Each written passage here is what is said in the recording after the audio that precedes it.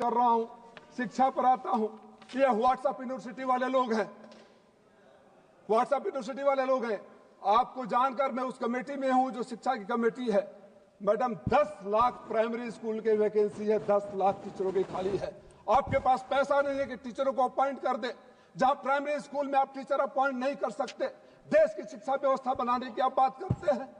और उस स्कूलों की हालत क्या है? 30 से 35% केंद्रीय विद्यालयों की बात कर रहा हूं, संविदा पर नौकरी कर रहे हैं। वो खुद ही सुरक्षित नहीं है, उनको खुद ही नहीं पता कंटिन्यू करेंगे नहीं करेंगे। और कितनी बड़ी विडंबना है कि 9th के मैथ के क्लास में एक टीचर जाता है जो रेगुलर है, जो 1 लाख सवा लाख सैलरी पाता है, दूसरा संविदा वाला जाता है जिसको 40,000 आप सैलरी देते हैं। जब आप शिक्षकों के साथ जो समाज को दिशा देने का काम करते हैं उनके साथ भेदभाव करेंगे, फिर देश को आगे बढ़ाने की क्या बात कर रहे हैं? प्रधानमंत्री जी आते हैं, MBBS की सीटें बढ़ा दिया, 1 लाख बढ़ा दिया, 10,000 का प्रस्ताव पारित कर दिया, 10,000 सीटें बढ़ाएंगे। मैडम 8 मिनट टाइम था, अभी तो 5 मिनट हुआ। मैडम आपसे एक और अनुरोध है, आप डेटा मांग लीजिए। हर मेडिकल कॉलेज में MBBS पढ़ाने के लिए, चाहे इंजीनियरिंग कॉलेज में PG फैकल्टी की जरूरत होती है। देश में PG फैकल्टी नहीं है, लेकिन शिक्षकों में MBBS की सीटें बढ़ा दिया।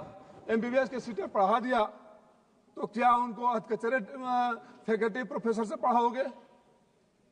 जान से खेलोगे? हवाई जहाज की बात करने लगते हैं। हमारे यहाँ आजमगढ़ में प्रधानमंत्री जी हवाई अड्डे का उद्घाटन करके आए थे, चुनाव था। पता कर लीजिए कितने हवाई अड्डे चल रहे हैं। हवाई जहाज का तो हालत ये है कि यहां से लंदन जाओ तो 30,000 रुपया, यहां से प्रयागराज जाओ तो 50,000 रुपया। ये आपकी सरकार है। आप जो बातें करते हैं बजट भाषण में, आप जनता के ऊपर जो एहसान करते हैं, 2 लाइन फिर दोहराऊंगा और बार बार दोहराऊंगा, आप आवाम पर कुछ ऐसे एहसान करते हैं, आंखें तो छीन लेते हैं और चश्मे दान करते हैं। Thank you. मैं एक अनुरोध करते हुए कि मैडम हाथ जोड़ के कह रहा हूं, पूर्वांचल बहुत पिछड़ा है, भूखमरी के कगार पर है। हमारे यहाँ उद्योग नहीं है, हमारे यहाँ किसान छोटे छोटे हैं, हमारे यहाँ बाढ़ और सुखाड़ का क्षेत्र है। आप अपने दिल पर हाथ रखकर सोचिएगा, अगर पूर्वांचल के लिए कुछ नहीं दिया हो तो पूर्वांचल पर उपकार कर दीजिएगा।